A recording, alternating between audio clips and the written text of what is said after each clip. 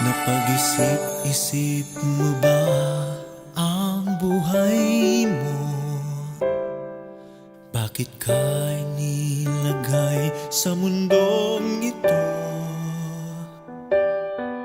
Kung saan ka nang galing, kung saan ang patutunguhan, may dahilan kahit di mo ito alam. Ano kaya ang iyong gagawin? Pagpapatuloy mo ba ang iyong mga gawain? Kung magbabago ka ay simulan mo na ngayon. Tutulungan ka ng Panginoon. Lumapit sa Kanya, ibigay buong sarili, puso't kaluluwa. Huwag nang maghintay pa, ngayon mo ito gawin. Sapagkat di mo batid kung anong dala ng bukas para sa'yo. Ihandog mo na ngayon sa Kanya ang buhay mo.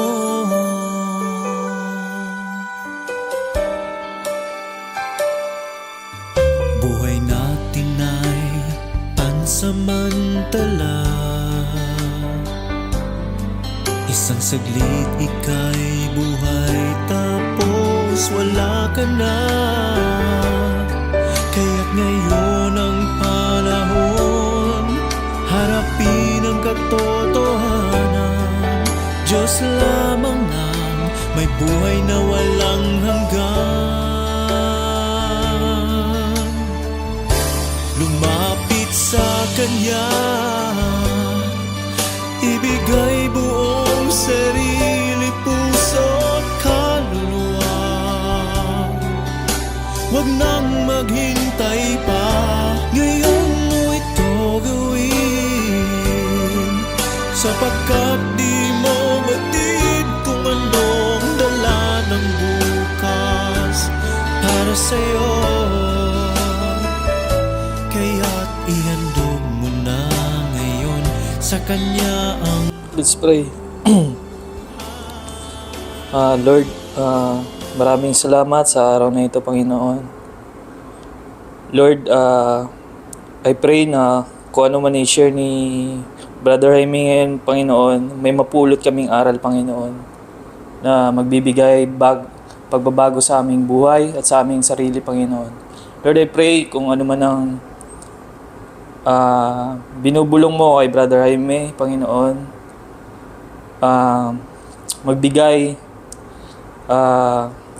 talino sa amin at liwanag, Panginoon. Lord, I pray pumagitna ka ngayon sa araw na ito, sa topic na ito, Panginoon. I pray protection sa aming lahat, unity sa aming lahat, enjoy, Lord. And I pray bigyan mo rin ng protection ng aming mga pamilya. At kung ano man ang gagawin namin ngayon, Panginoon, magawa namin na maayos. Maraming salamat, Panginoon. We give back the glory and the appreciation. In Jesus' name we pray. Amen. Amen. Okay. Yan. So, okay. Salamat sa iyo, Chris, sa iyong pangunguna sa ating prayer. So, dito na tayo sa ating topic. Ang topic natin ay pinamagatang kutong truth. So, ano ba yung katotohanan na ating pag-aaralan ngayon? Ito yon. Kailangan alam natin ito. Ito yung heaven and earth. Ito yung Jerusalem na nandun sa sa Revelation chapter 21 and 22. Na dito tayo papunta. Pero, background pa lang yan. Pero aalamin natin, paano ba tayo makakapunta dyan? Ano ba yung katotohanan? Ito yung sabi ni Apostol Juan dito sa sa chapter 18 ng John, verse 37 hanggang 38. Sabi niya dito, Sinabi nga sa kaniya ni Pilato, ikaw nga bagay hari? Sumagot si Jesus, ikaw ang nagsasabing ako'y hari. Ako'y ipinanganak dahil dito. Dahil dito ako naparito sa sanlibutan upang bigyang patutuang katotohanan. Ang bawat isang ayon sa katotohanan ay nakikinig sa aking tinig. Sa verse 38, sinabi sa kaniya ni Pilato, ano ang katotohanan? So, itong inquiry ni Pilato, ito yung karanasan na si Jesus Christ ay nandoon sa pretoryo ni Pilato, na si Jesus Christ ay hahatulan, na siya ay mamamatay doon sa cross. Bago siya hatulan, si Pilato ay mayroong inquire kay Jesus Christ. Ano ang sabi niya? Ano ang katotohanan? Maaring itong katotohanan na ito ay tanong din natin. Ano ba yung katotohanan? And then sabi, at nang sinabi niya ito ay lumabas siyang muli sa mga Hudyo at sa kanila ay sinabi, walang masumpong anumang kasalanan sa kaniya. So sabi dito, ang Diyos na ating pinaglingkuran ay Diyos ng mga pangako. At isa sa kanyang pangako ay ito yung ating pag-aaralan ngayon. So pag inyong pag-aaralan sa Biblia, napakaraming pangako ang Panginoon.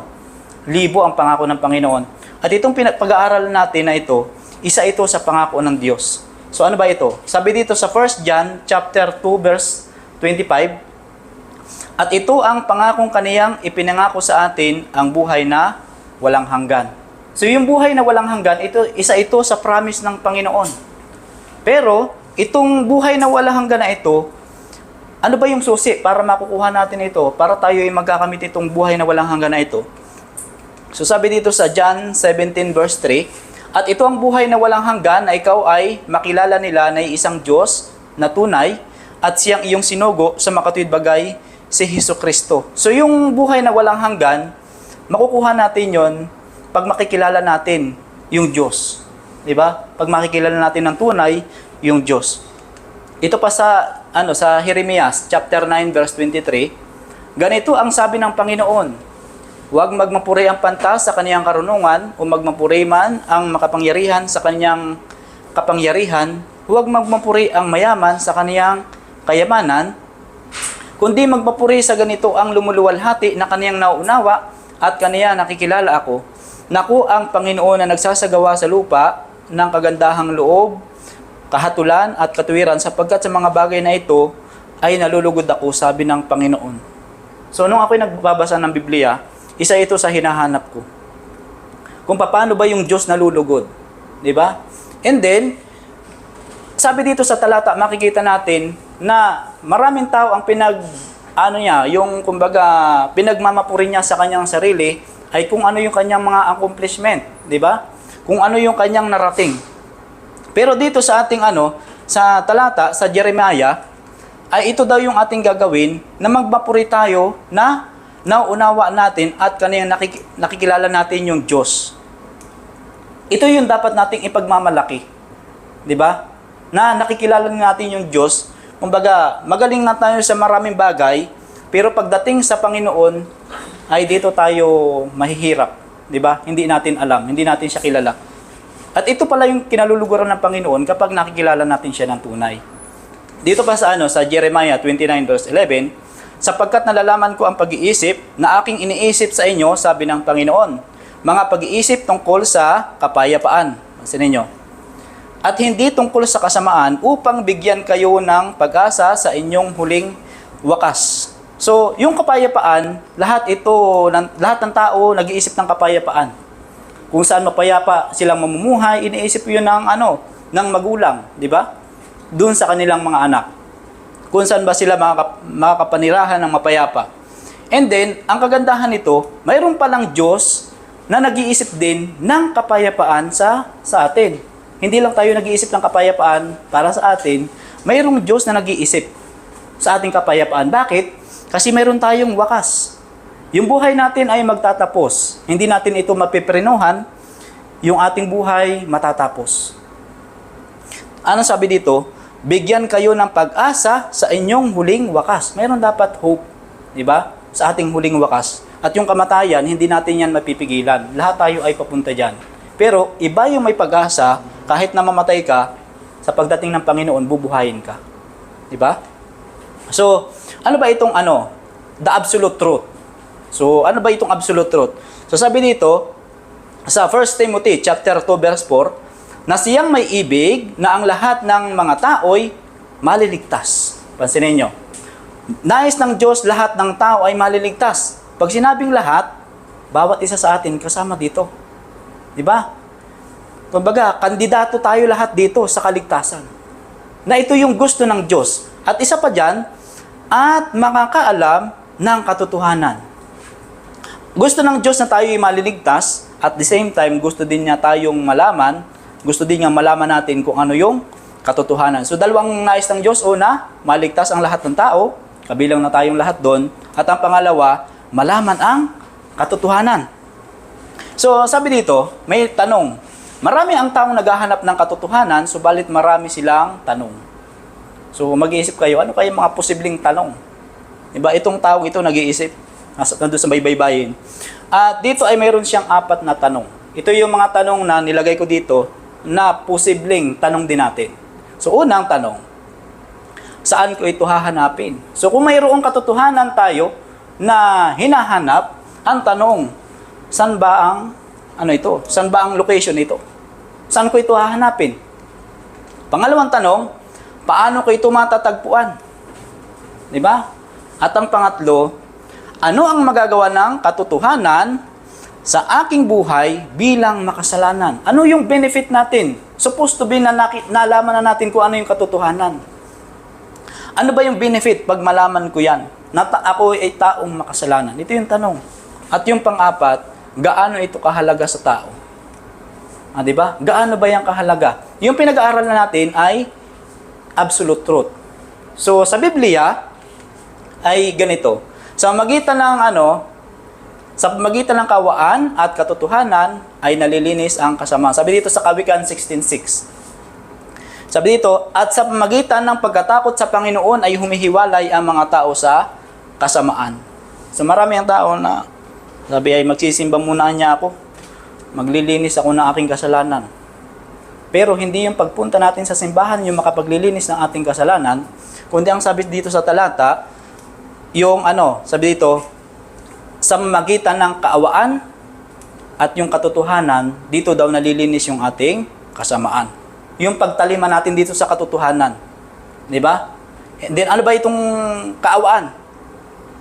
By mercy, di ba? So, tayo ay naligtas sa magitan ng grace o grasya ng Panginoon. Nahabag ang Diyos, therefore, pinadala niya yung kanyang kaisa-isang anak para bayaran yung kasalanan na hindi natin kayang bayaran. Kaya nga, sabi dito, kaawaan.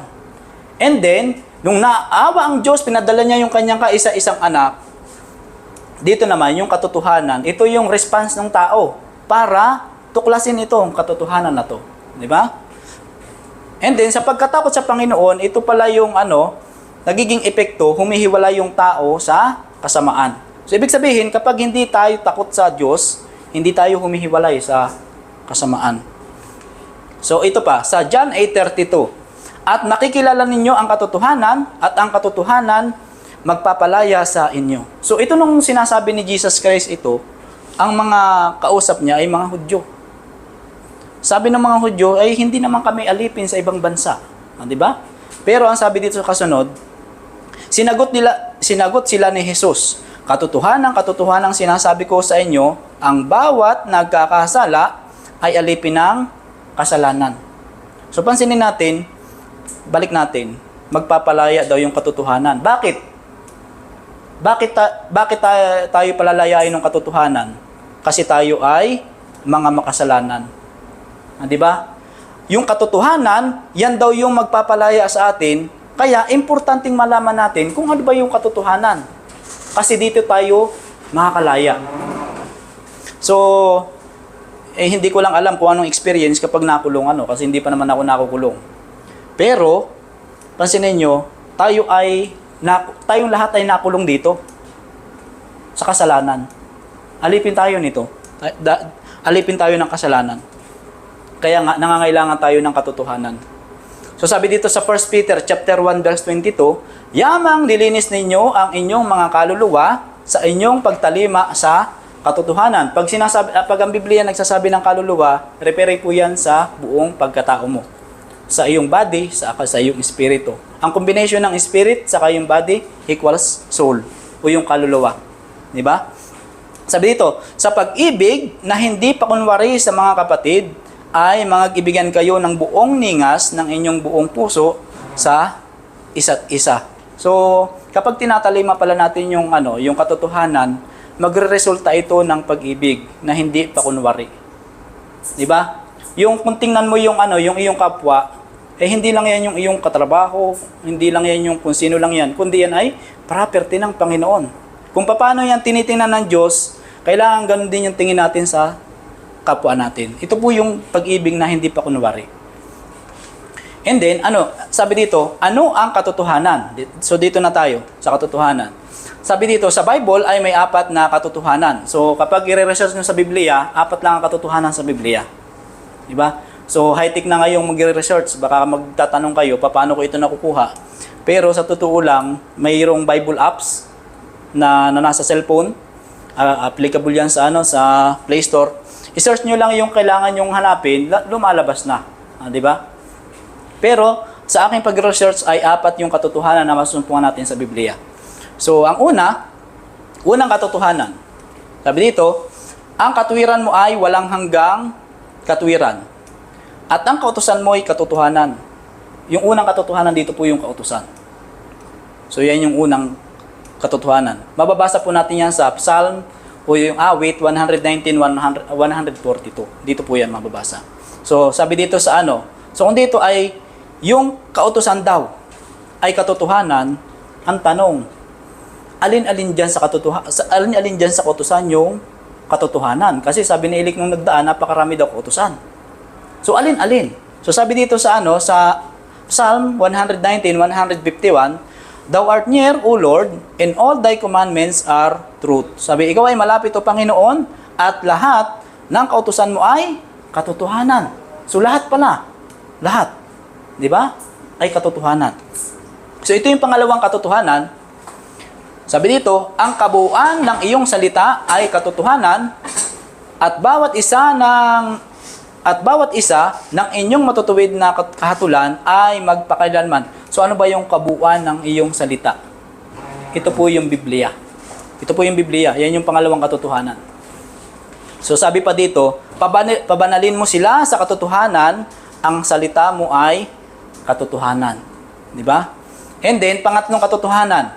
Ito yung masusumpungan natin sa Aklat ng Juan, chapter 4, verse 6. Sabi dito, sinabi sa kaniya ni Jesus, Ako ang daan, at ang katotohanan, at ang buhay. Sino man ay di makaparoroon sa Ama, kundi sa pamamagitan ko.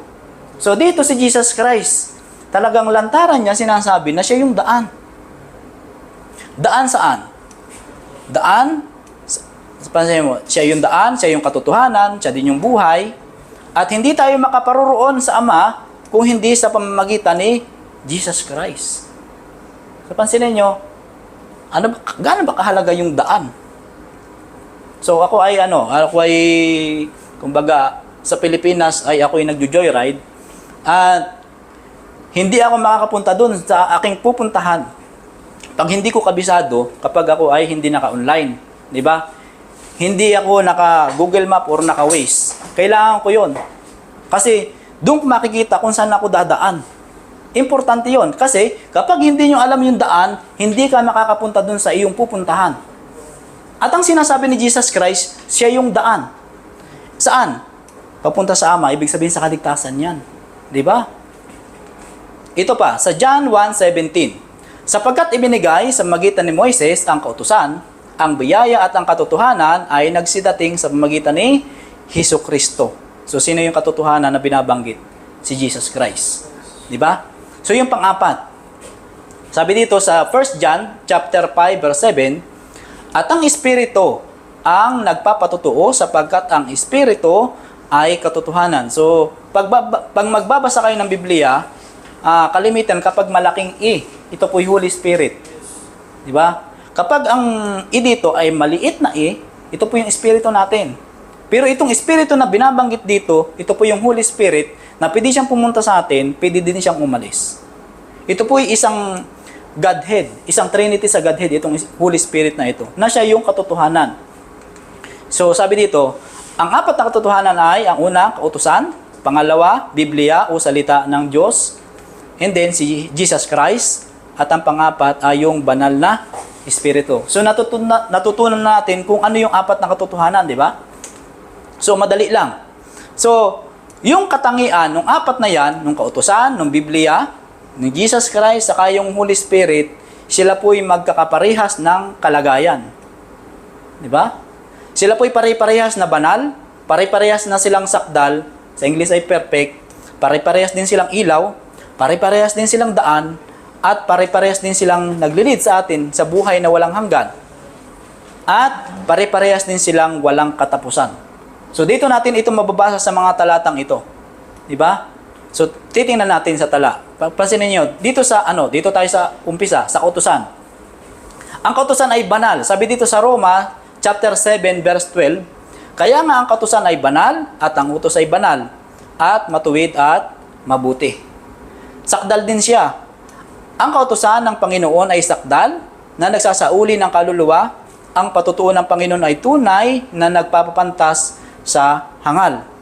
Sapagkat ang utos ay tanglaw, dito naman sa Proverbs chapter 6 verse 23, ilaw naman siya or daan, yung kautusan. Sabi dito, sapagkat ang utos ay tanglaw at ang kautusan ay liwanag at ang mga saway na turo ay daan ng buhay. So pansinin natin, may mga may mga tao na ayaw mare-review. Di ba? Sanay sila makikinig dun sa mga small things lang. Pero kapag titingnan niyo sa Biblia, kapag yung katotohanan talagang medyo matatamaan tayo. Di ba? Kasi siya ay mayroong saway. And then, maglilid din siya sa buhay na walang hanggan. Sabi dito sa John 12 verse 50, at nalalaman ko na ang kaniyang utos ay buhay na walang hanggan. Kasi buhay na walang hanggan. At ang mga bagay na sinasalita ko ay ayon sa sinabi sa akin ng Ama. Gayon ko sinasalita. So pansinin nyo dito, si Jesus Christ, hindi siya nagsasalita ng sarili niyang kanya. Kundi, yung nag-utos sa kanya, yun yung nagsasalita sa kanya. Pag-aralan nyo yung buhay ni Jesus Christ sa Four Gospel ng Biblia, sa Matthew, Marcos, Lucas, Juan, si Jesus Christ gumigising ay madaling araw pa lang. Di ba? Bago siya matulog sa gabi, si Jesus Christ ay nananalangin sa Diyos. Ama, ano yung iyong ipapagawa sa akin bukas? Si Jesus Christ, wala po siyang sariling agenda. Kaya ito yung napag-aralan ko, sabi ko, hindi na pala ako magpaplano ng plano, pagkatapos hindi rin naman natutupad. Di ba? Si Jesus Christ, madaling araw pa lang, pumupunta siya sa ilang. Mababasa natin yan sa aklat ng Marcos, pumupunta siya dun sa ilang at nananalangin siya dun. Ang nakalagay dun, malalim pa ang gabi. Di ba? Pansinin niyo, si Jesus Christ, nag-spend siya ng panahon para makipag-usap sa kanyang ama. And then kung ano yung sasabihin sa kanya ng kanyang ama, sabi nga dito, gayon ko sinasalita. So, yan yung sekreto ni Jesus Christ. Ito pa, sa Mateo chapter 19 verse 16 hanggang 17. Ito naman ay buhay na walang hanggan. Sabi dito, at narito, lumapit sa kaniya ang isa na nagsabi, Guro, ano ang mabuting bagay na gagawin ko upang ako'y magkaroon ng buhay na walang hanggan? So ito yung inquiry niya. At sinabi niya sa kaniya, bakit mo itinatanong sa akin ang tungkol sa mabuti? May isa na siyang mabuti. Datapat kung ibig mong pumasok sa buhay, ingatan mo ang mga utos. Pansinin nyo, kung gusto natin ng maligtas, ay dapat tayo ay magiging masunurin sa utos. Hindi tayo malabagin. So dito pa sa Isaiah 24 verse 5, wala din siyang katapusan yung utusan. Sabi dito, ang lupa naman ay nadumhan sa ilalim ng mga nananahan doon. Ibig sabihin, nadumihan. Sapagkat kanilang sinalangsang ang kautusan, binago ang alituntunin, sinira ang walang hanggang tipan. Yung tipan dyan, kautusan yan. Walang hanggan siya. So ito naman, yung Biblia. Pagkatapos nating makikita yung kanilang mga kalagayan, titingnan naman natin kung ano yung mga function nito. Di ba? Sabi dito sa Roma chapter 1 verse 2, na kaniyang ipinangako ng una sa magitan ng kaniyang mga propeta sa mga banal na kasulatan. Banal siya yung Biblia. Sabi naman dito sa Psalm 18:30, tungkol sa Diyos, ang kaniyang lakad ay sakdal. Ang salita ng Panginoon ay subok, siya ay kalasag ng mga lahat. Siya ay kalasag ng lahat na nanganganlong sa kaniya. Dito naman sa 2 Timothy chapter 3 verse 15, at mula sa pagkasanggol ay nalalaman ang mga banal na kasulatan na makapagpadunong sa iyo sa ikaliligtas sa magitan ng pananampalataya kay Kristo Jesus. So yung ano pala, yung banal na kasulatan, ito pala ay nakakapagpadunong. So, ako'y testimonya nito. Ang banal na kasulatan, nakakapagpabuhos siya ng memory. So, ako'y makakalimutin sa totoo lang, honestly. Inaamin ko yan. Pero sa magitan ng pagbabasa ng Biblia, na-enhance. Nakakapagpadunong ang Biblia sa totoo lang. Sabi dito sa 2 Timothy chapter 3 verse 16, ang lahat ng mga kasulatan na kinasihan ng Diyos ay mapapakinabangan din naman sa pagtuturo, sa pagsansala, sa pagsaway, sa ikatututo na nasa katuwiran. So ito yung dahilan kung bakit marami ang tao na ayaw makinig ng salita ng Diyos. Kasi ayaw nilang matuturuan. Ayaw din nilang masasansala doon sa kanilang mga ginagawang mali at ayaw din nilang magpasaway. At ayaw din nilang matuto. Ito pa yung nakakalungkot lang. Ayaw din nilang matuto. Kasi close-minded. So dito sa 2 Timothy chapter 3 verse 17, upang ang tao ng Diyos ay maging sakdal. Pansinin niyo, maging sakdal. So yung Biblia pala, nakapagpasakdal siya.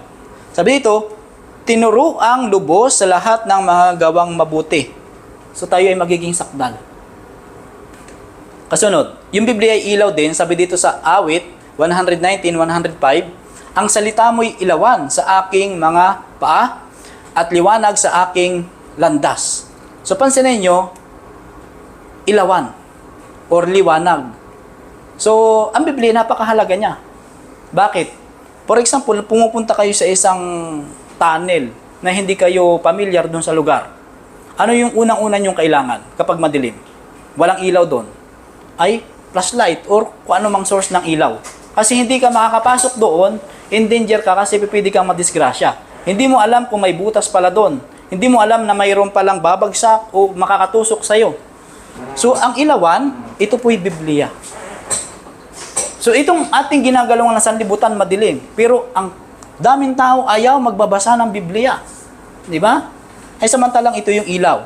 Pang ano pa? Daan.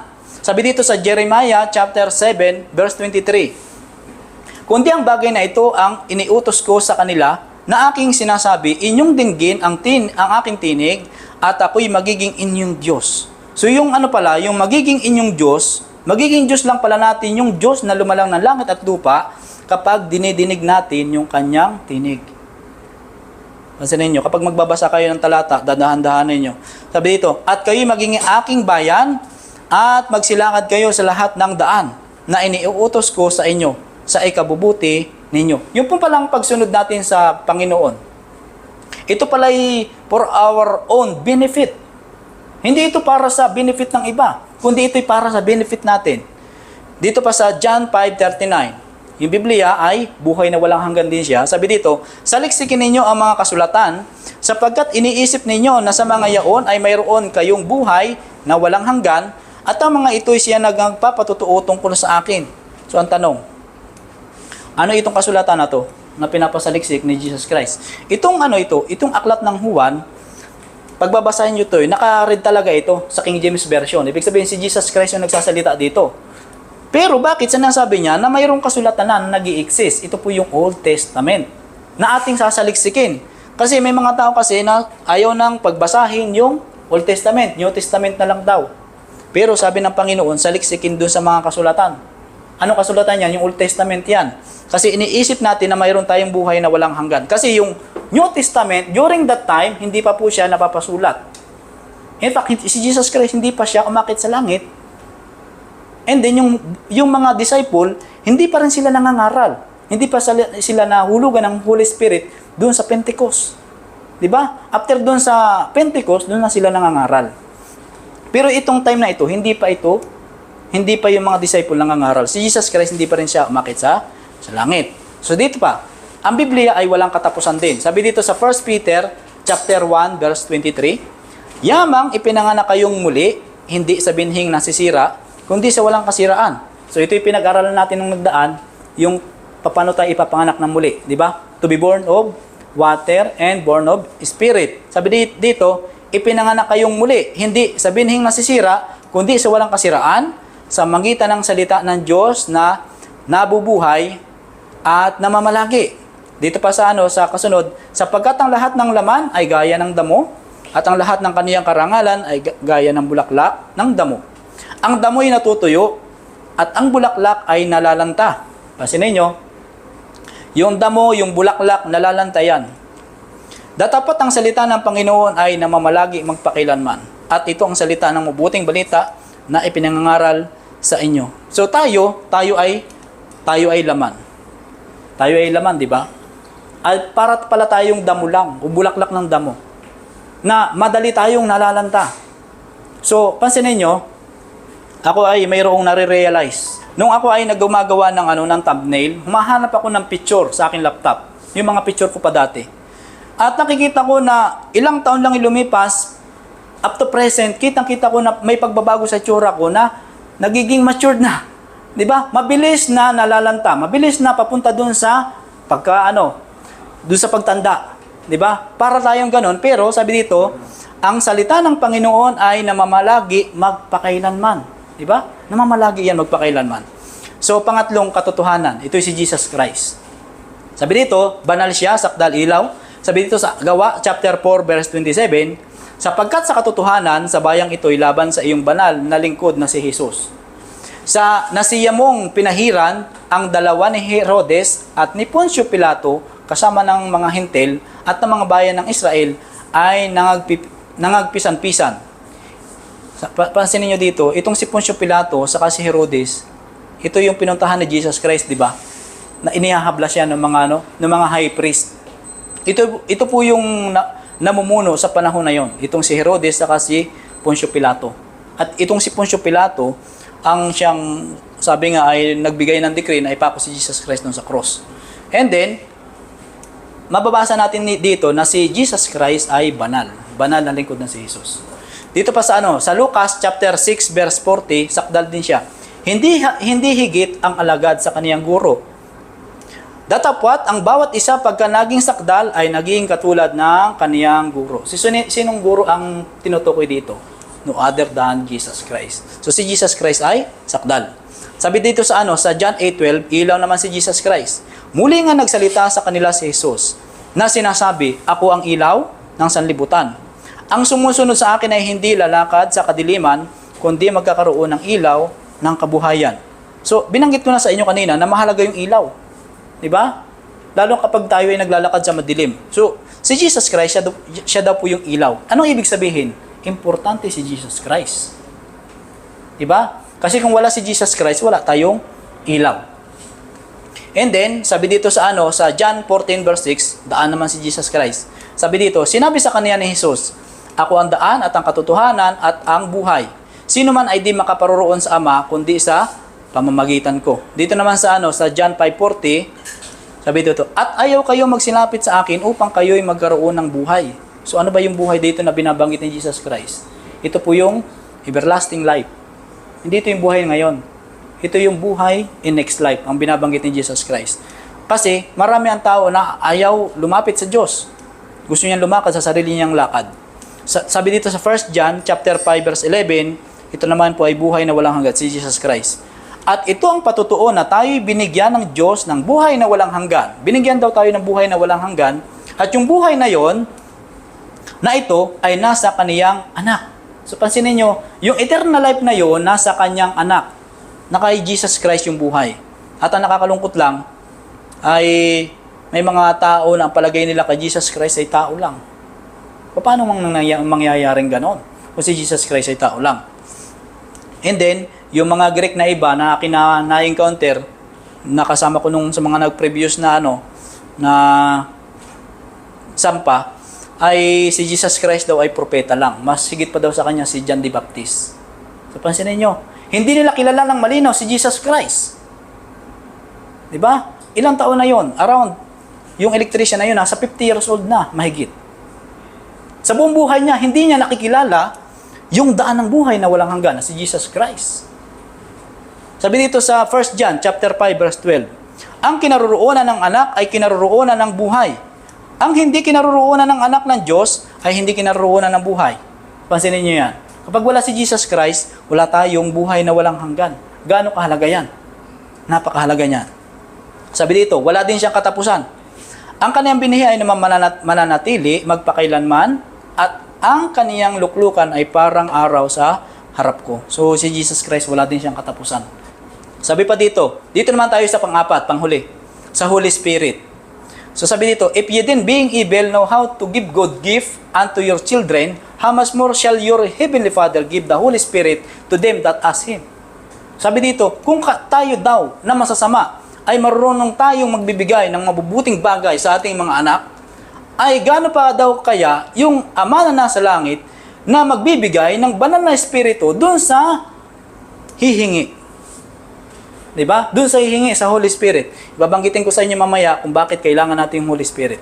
Sabi dito sa sa 1 Corinthians chapter 13 verse 10, siya po ay sakdal. Sabi dito, datapat kung dumating ang sakdal, ang bahagya ay matatapos. So ano po yung bahagya dito? Pagbabasahin niyo itong buong chapter 13 na ito, si Apostol Pablo ay tinutukoy niya na yung pag-ibig, yun yung pinakandakila. Di ba? At yung pag-ibig na yun, nung dumating si Jesus Christ, nakita yun ng mga tao na si Jesus Christ yung nagtitestify sa kanyang Ama, na siya ay pinadala ng Ama. Na kapag si Jesus Christ ay dumating, makikilala ng tao kung sino yung Diyos. Kaya nga, sabi dito, datapat, kung dumating ang sakdal, ang bahagya ay matatapos.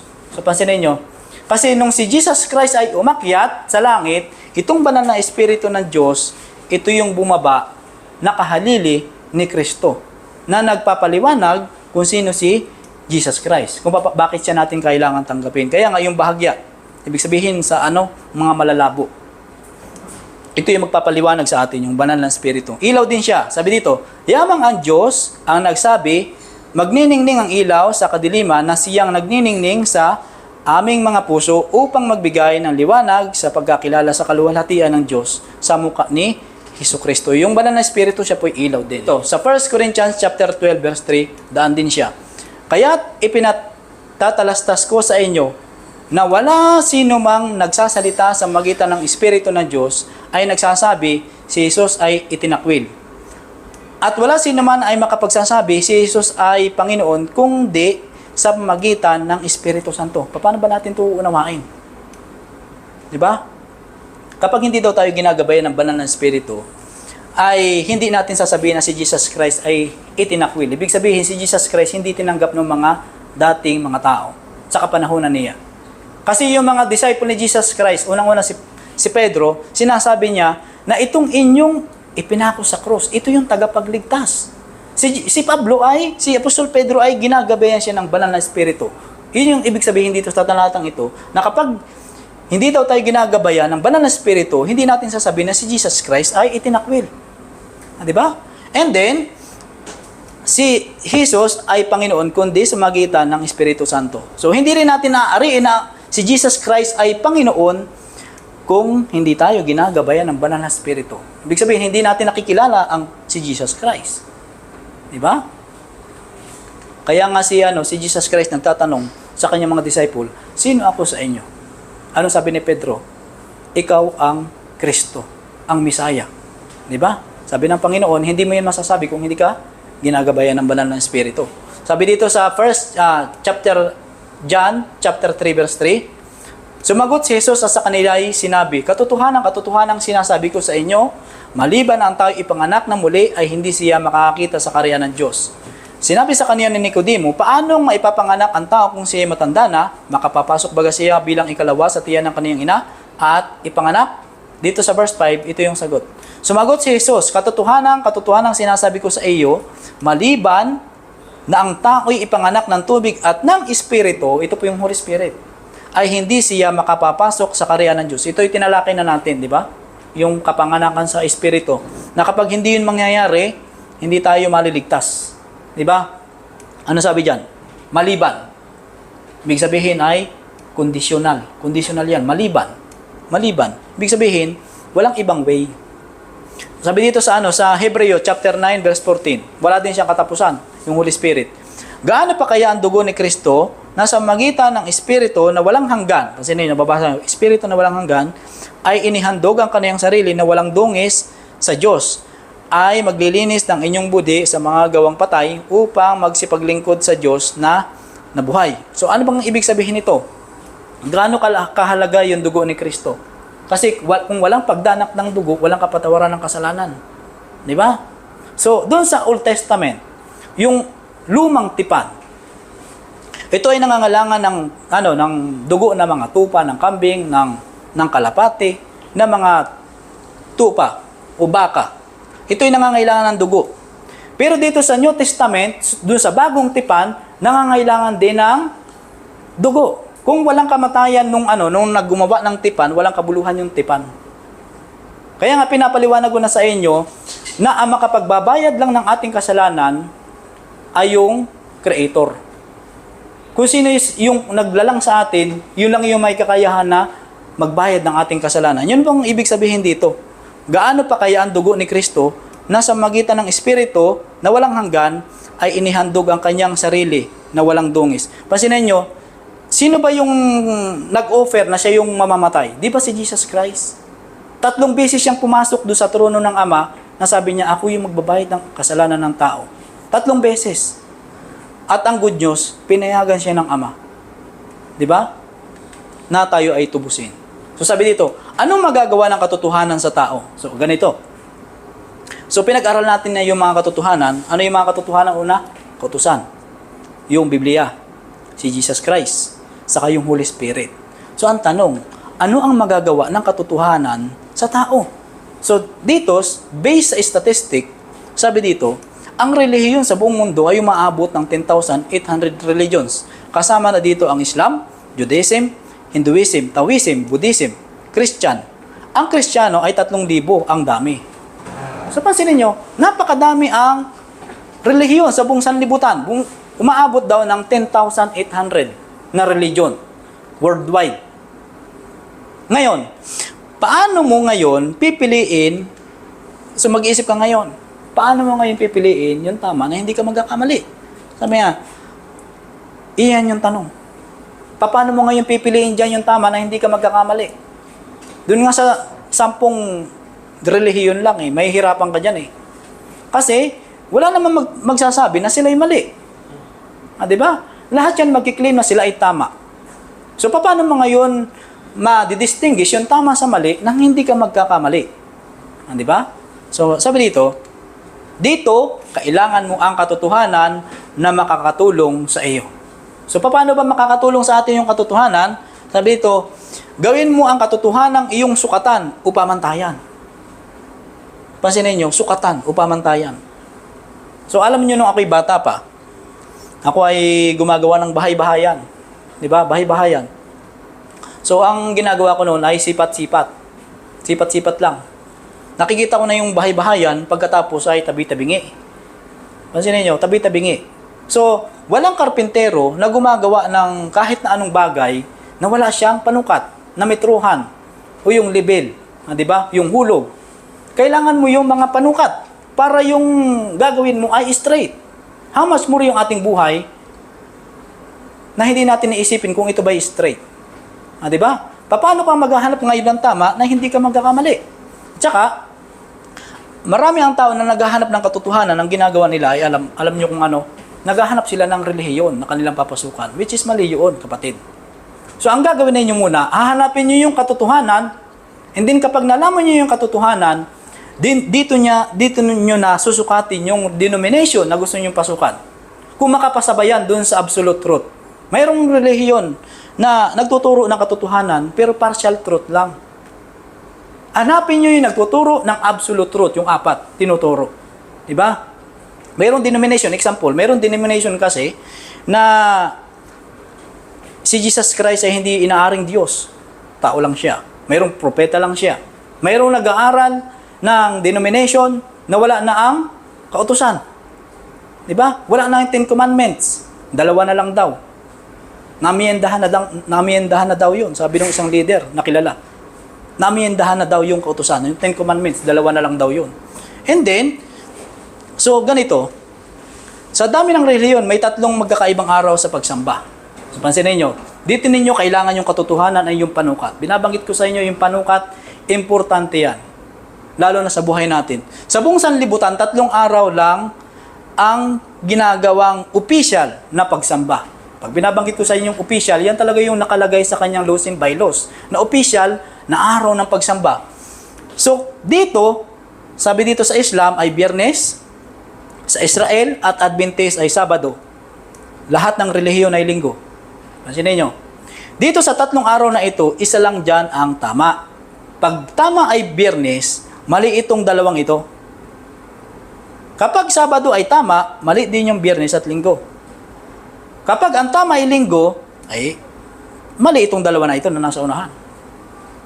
So, paano ba natin malalaman kung alin dyan yung tama? So, ganito.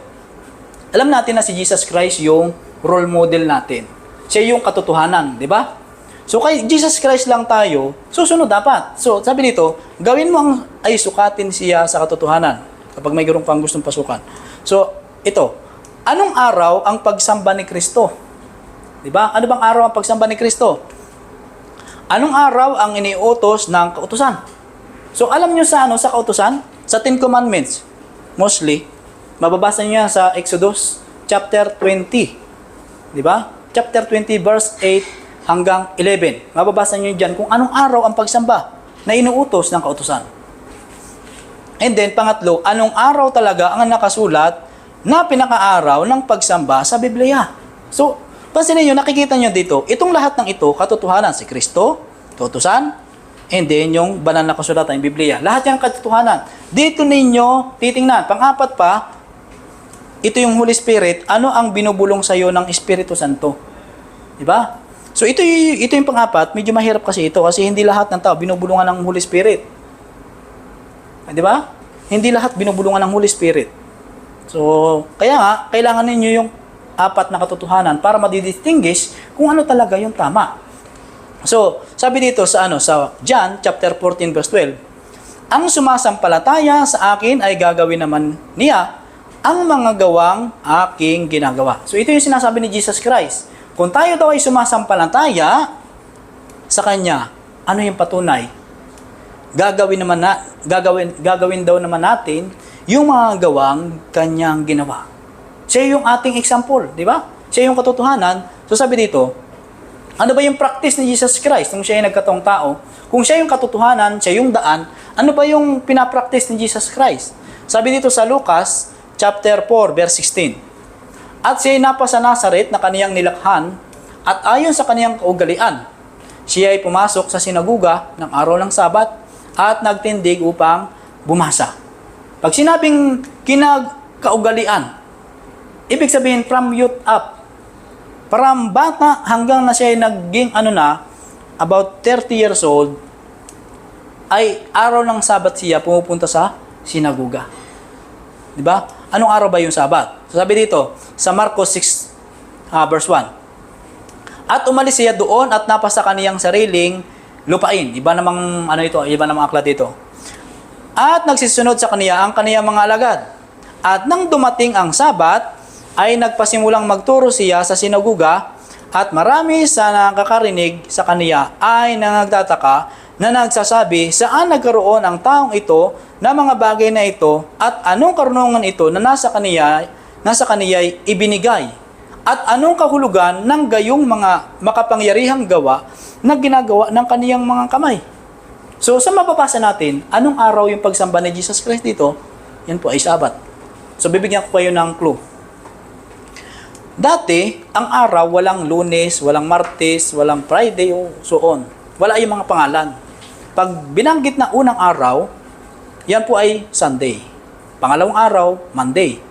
Pangatlong araw, and so on. Hanggang pang-anim na araw. Ang may pangalan lang dyan sa lahat ng araw, yung pang-pito, which is yung Sabat.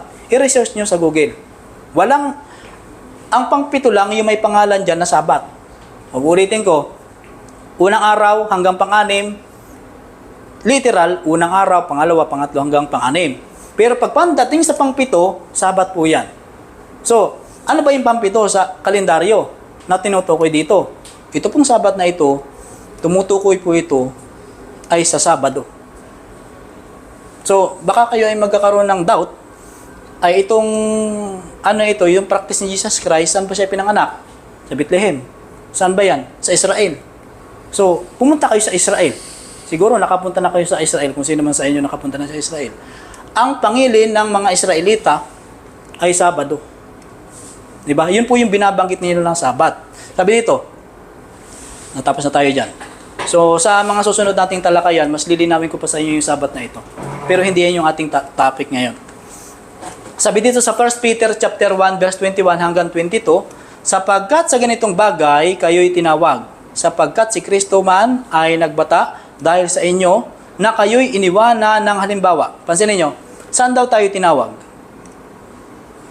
Ha?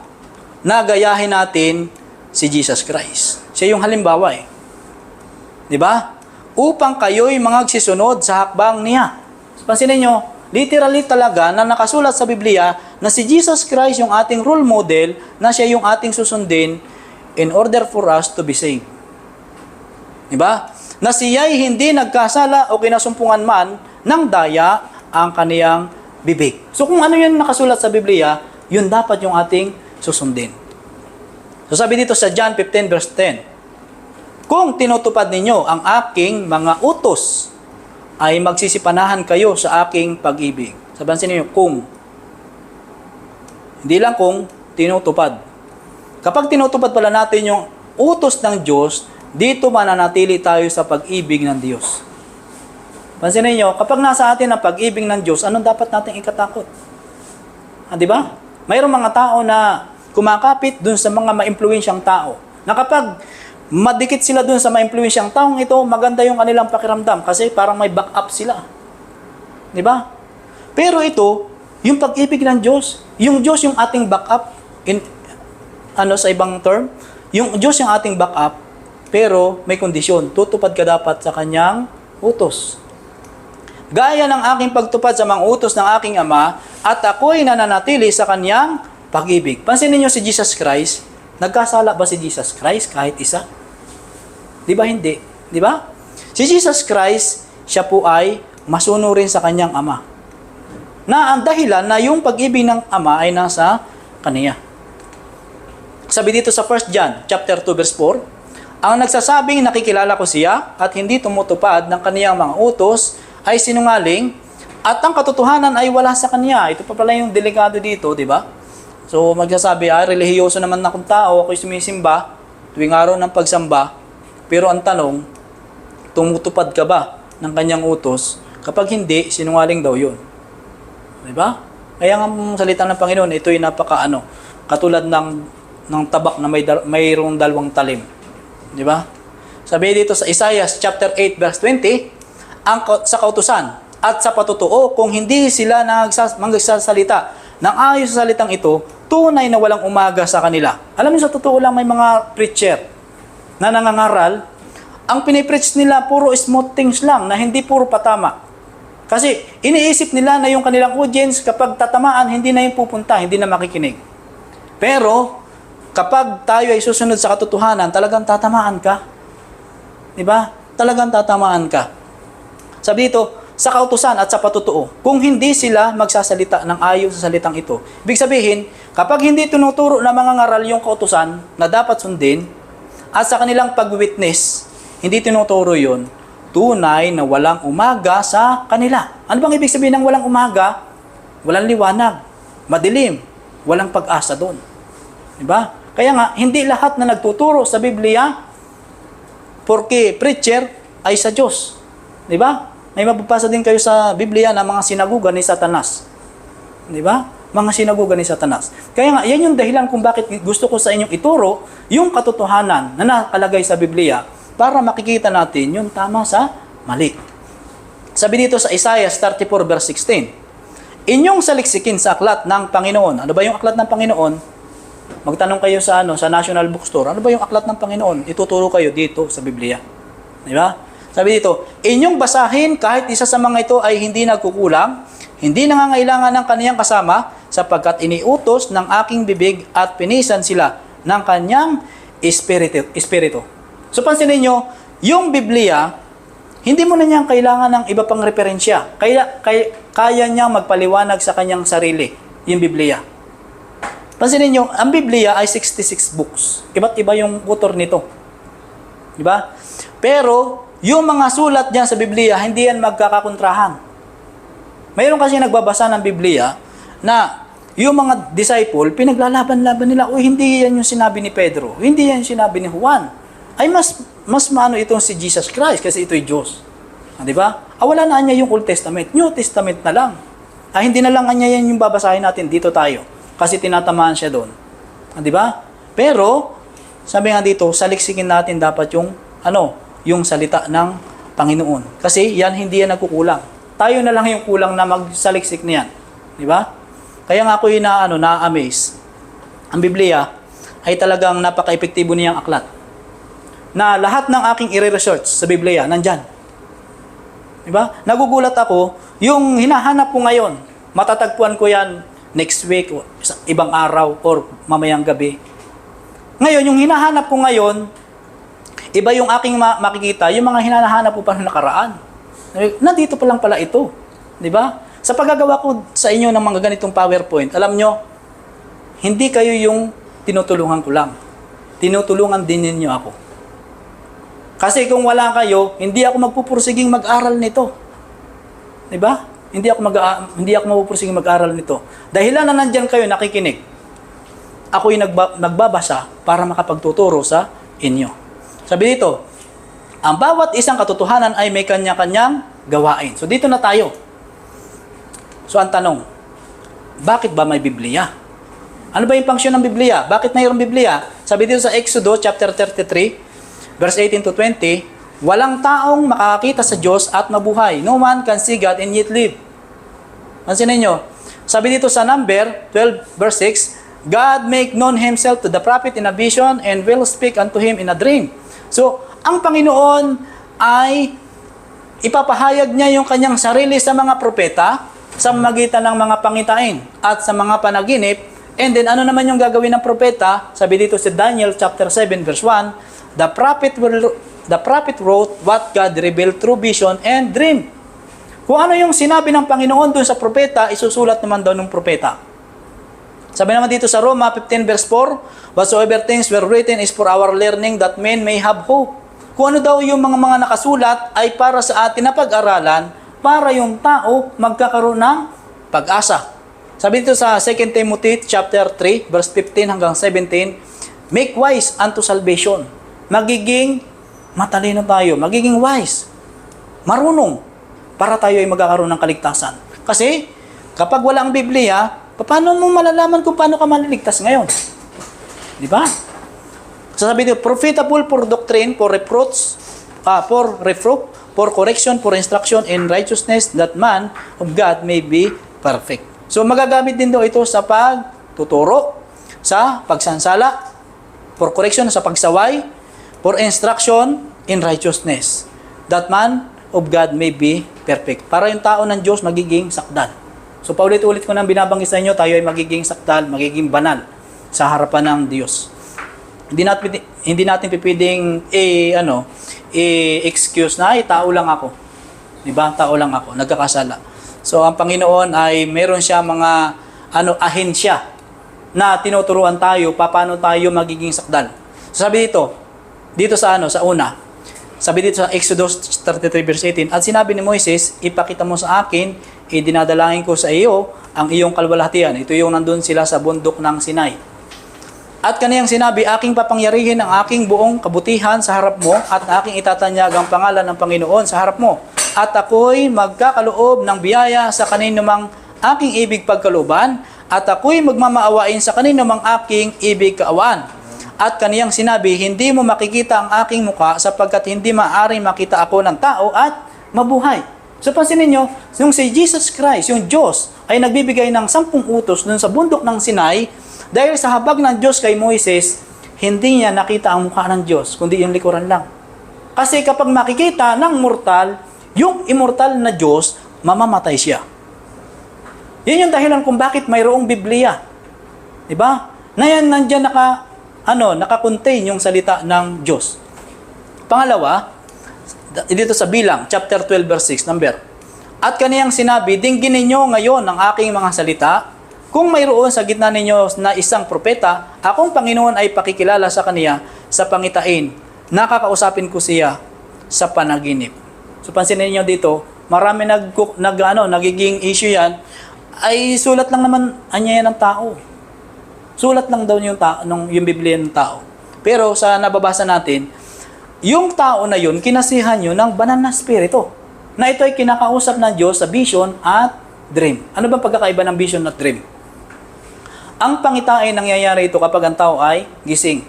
Dinadala siya sa espiritu. Yun yung vision. Pero yung dream kapag ang tao ay tulog. Yun po yun.